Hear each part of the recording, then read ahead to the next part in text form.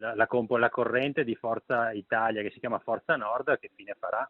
Perché visto che è stata creata questa corrente apposta per portare avanti quelle che sono le istanze del Nord Italia, vedendo che c'è Tajani che continua a frenare, penso abbiano staccato veramente la corrente a Forza Nord. È un interrogativo che sa di provocazione quello che il capogruppo della Lega in Consiglio regionale si pone all'indomani della visita del ministro Tajani a Verona per il maxi raduno degli scout. Vigiliamo sulla riforma Calderoli, ha detto ai giornalisti Tajani, rilanciando il tema dello Ius Scholae e confermando Flavio Tosi in rampa di lancio come candidato forzista per il dopo Zaia. Per i leghisti decisamente troppo. Invece di pensare ai diritti dei veneti, il diritto supremo che è quello dell'autonomia, stanno pensando di dare la cittadinanza più facilmente agli stranieri, oppure si stanno avventurando in altre questioni che hanno più a che vedere magari col PD o con i 5 Stelle rispetto a quelle che è la linea di governo del centrodestra. Ma il cahier de doléances leghista si allunga giorno dopo giorno. Se poi ci aggiungiamo anche gli attacchi più o meno quotidiani che arrivano da Tosi, da Forza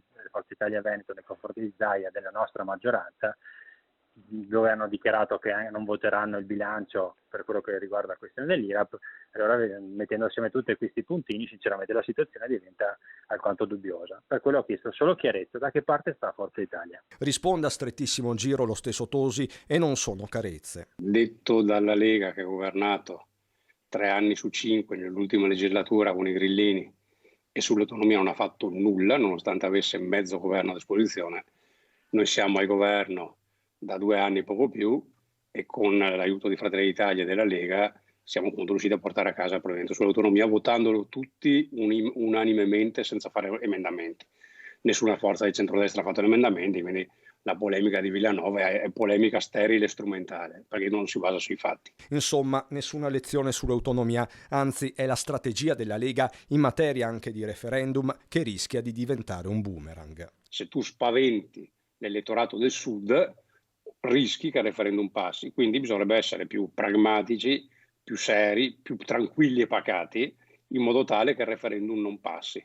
Se invece la fai diventare una battaglia nordista, rischi che poi il Sud ti bocci la riforma, ma il Sud trasversalmente, elettorato della Lega, di Fratelli d'Italia, di Forza Italia, del PD, dei 5 Stelle, perché l'errore da non fare è contrapporre il Nord al Sud. Quanto al progetto Forza Nord, lanciato nei mesi scorsi in Casa Azzurra, l'attività riprenderà a breve con incontri e convegni, anzi scatta altrettanto provocatoriamente l'invito. Il progetto Forza Nord non è un problema di Villanova, sono fatti nostri e va avanti. Se Villanova vuole aderire o dare una mano, visto che se ne interessa, ben volentieri.